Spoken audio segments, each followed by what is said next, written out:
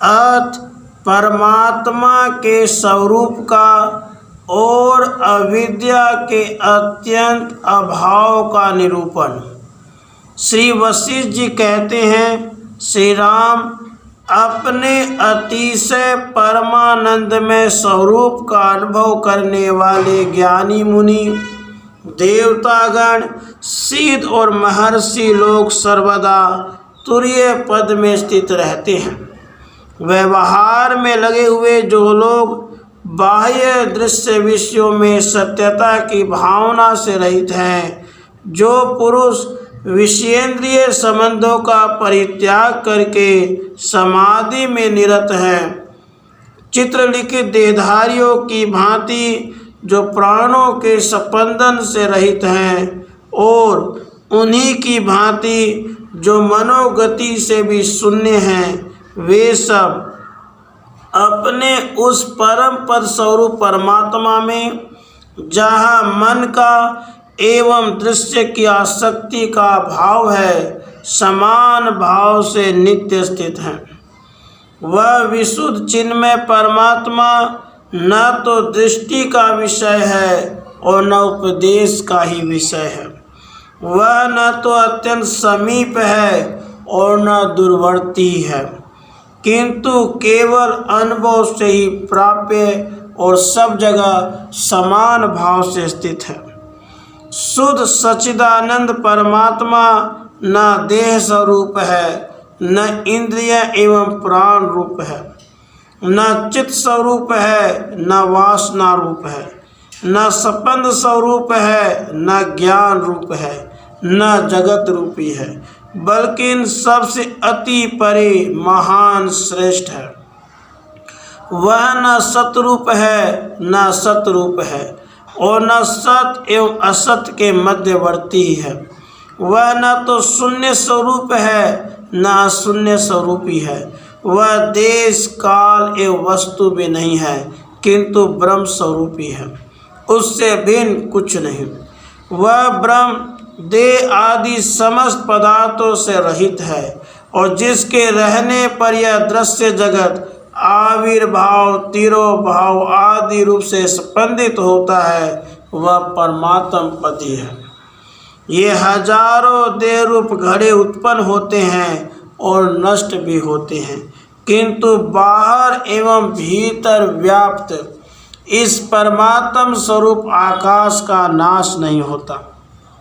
अर्थात जिस प्रकार घड़ों का नाश होने पर भी घटाकाश का नाश नहीं होता, उसी तरह देह का नाश होने पर भी परमात्मा का नाश नहीं होता। आत्मज्ञानियों में श्रेष्ठ श्री राम उपयुक्त देह आदि संपूर्ण जगत परमात्म रूपी है, किंतु वह जगत केवल ज्ञानवश ही परमात्मा से अलग सा प्रतीत होता है। तुम्हें तो अपनी पवित्र बुद्धि से ज्ञात ही है कि यह विश्व परमात्म स्वरूप है। स्थावर एवं जंगम स्वरूप जो कुछ यह जगत दिखता है, वह सब ब्रह्म ही है, किंतु वास्तव में वह ब्रह्म लक्षणों और गुणों से, मल से, विकारों से तथा आदि और अंत से रहित एवं नित्य शांत और सम स्वरूप है। श्री राम, दही बन जाने से दूध पुनः अपने दूध रूप में नहीं आता, किंतु ब्रह्म ऐसा नहीं है। आदि, मध्य और अंत किसी भी दशा में ब्रह्म तो निर्विकार ब्रह्म रूपी ज्ञात होता है। इसलिए दूध आदि के समान ब्रह्म में विकारता नहीं है। समस्वरूप ब्रह्म का आदि और अंत में जो क्षण भर के लिए विकार दिखलाई पड़ता है, उसे तुम जीवात्मा का भ्रम समझो, क्योंकि अविकारी ब्रह्म में कोई विकार नहीं हो सकता। उस ब्रह्म में दृश्य दर्शन का अत्यंत अभाव है।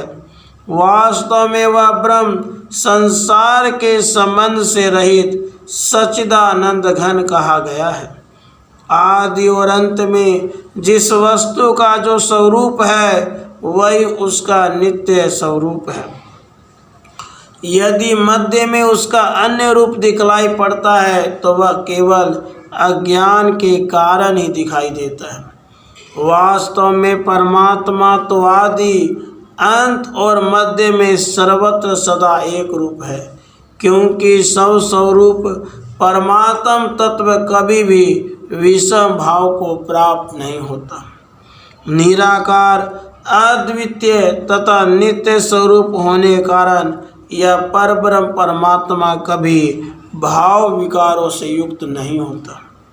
श्री रामचंद्र जी ने पूछा, हे ब्राह्मण, अद्वितीय तथा अत्यंत शुद्ध नित्य ब्रह्म में जीवात्मा के भ्रमरूप अविद्या का आगमन कैसे हुआ?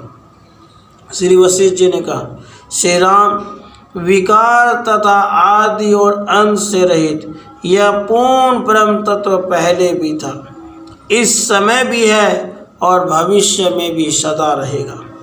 वास्तव में अविद्या का किंचिन मात्र भी अस्तित्व नहीं है, यह मेरा दृढ़ निश्चय है। ब्रह्म इस शब्द से जो वाच्य एवं वाचक का पृथक पृथक वर्णन किया जाता है, उसका भी भेद में तात्पर्य नहीं है, किंतु यह समझाने के लिए ही। श्री राम जी, तुम और मैं, यह संसार और दिशाएं, आकाश और पृथ्वी, अनल आदि सब के सब आदि और अंत से रहित ब्रह्म ही है। अविद्या तो वास्तव में है ही नहीं, क्योंकि मुनि लोग अविद्या को भ्रम मात्र और असत कहते हैं। श्री राम, वास्तव में जो वस्तु है ही नहीं, वह सत्य कैसे समझी जा सकती है? वेद रूप वाणी का रहस्य जानने वालों में सर्वश्रेष्ठ विद्वानों ने यह अविद्या है और यह जीव है इत्यादि कल्पना अज्ञानी जनों को उपदेश देने के लिए ही की है। केवल युक्ति से ही बोध कराकर इस जीव को परमात्मा में नियुक्त किया जा सकता है, क्योंकि जो कार्य युक्ति से संपादित होता है वह सैकड़ों अन्य उपायों से नहीं होता। अज्ञानी दुर्मति के सम्मुख उसे सुहृद समझकर यह सब कुछ ब्रह्म है, जो पुरुष कहता है उसका वह कथन एक ठूंठ को दुख निवेदन करने के समान है। उससे कोई लाभ नहीं है, क्योंकि मूर्ख युक्ति से प्रबोधित होता है और प्राज्ञ तत्व से।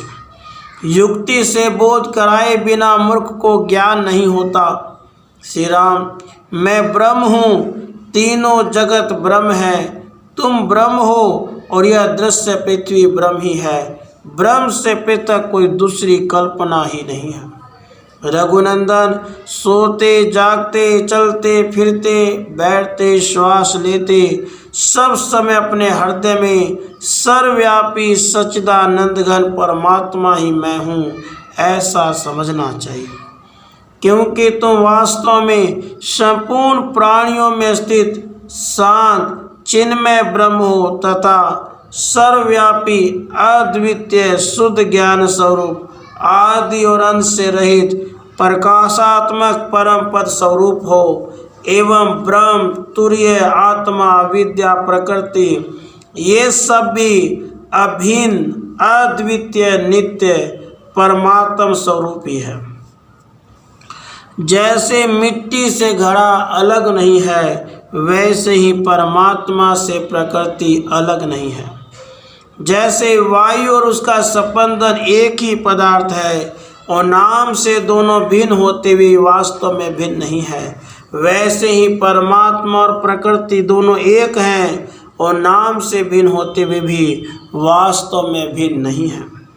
जैसे अज्ञान से रज्जु में सर्प की प्रतीति होती है, वैसे ही अज्ञान से इन दोनों में भेद जान पड़ता है और वह भेद यथार्थ ज्ञान से ही विनष्ट हो जाता है। तात्पर्य यह कि परमात्मा के सिवा उससे भिन्न कोई वस्तु नहीं है। राधे कृष्ण, राधे।